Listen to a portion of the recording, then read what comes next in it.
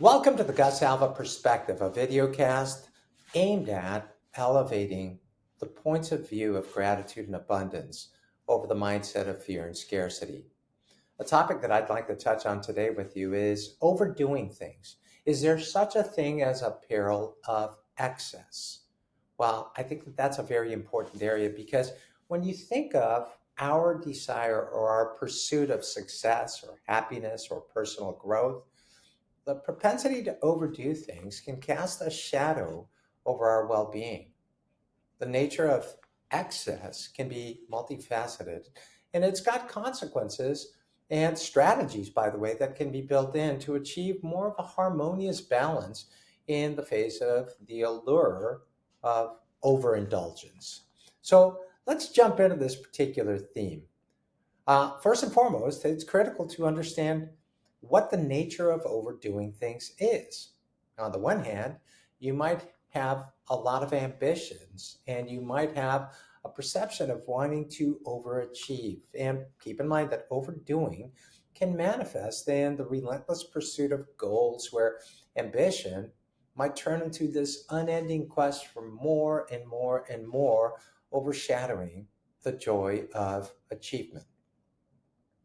If we think of our work or our productivity, uh, this might manifest as an unhealthy obsession with productivity that might lead to burnout. And in fact, when we have that situation, we actually get diminishing returns. So you see the importance for balancing things out. And by the way, pleasure and consumption are really important considerations.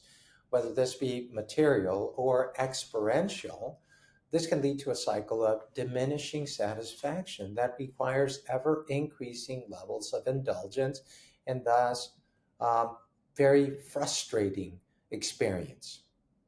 Now, let's take a look at some potential manifestations and consequences of overdoing things.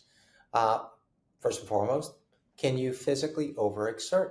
The answer is yes. You can push the body beyond its limits, and this will result in fatigue. If you're fatigued, you might injure yourself, and that might lead towards long term health issues. Emotionally, could you get drained? The answer is yes. And investing excessively in relationships that might be toxic or taking on too much emotional burden can actually unravel an individual when you basically gobble up a lot of the, you know, problematic behaviors of somebody else and they become more of an emotional vampire on you. This will lead to emotional exhaustion. Mental burnout is another very important thing because relentless intellectual pursuits without adequate rest not only might result in mental burnout, but they might affect your creativity and also impede with your cognitive abilities. Now, there's certainly an allure, and there appear to be traps in overdoing things, right? Because, by the way, think of this. We oftentimes have this illusion of more. So, overdoing often stems from the illusion that more is inherently better, whether in terms of success, possessions, or experiences. And by the way, societally, social expectations are really important because societal pressures and expectations might fuel that drive to overachieve, and that might lead individuals to push themselves beyond healthy limits. So, what are some potential strategies that we might develop for achieving a balance? Well, in the past, we've talked about being mindful and having this mindful awareness and developing mindfulness to be able to recognize the signs of overdoing and cultivating an awareness of one's physical, emotional, and mental state is really critical in understanding ourselves better. One thing that I'll oftentimes speak about with patients is setting boundaries. When you establish clear boundaries in various aspects of life, that not only includes work, but relationships and personal pursuits, this helps prevent overextension.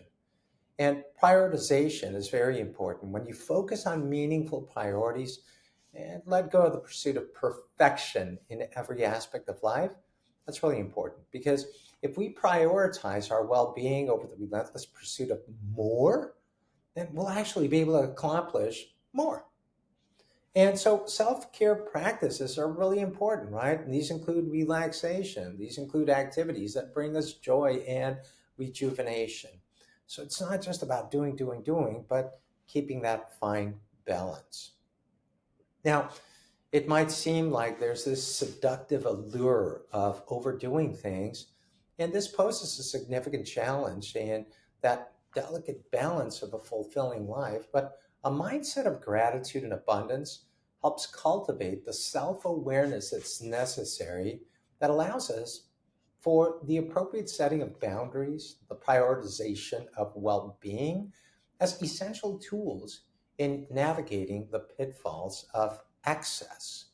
And remember, in embracing moderation and balance, individuals can not only achieve their goals, but also savor the journey, finding fulfillment without succumbing to the very perils of overindulgence that we've been touching on right now.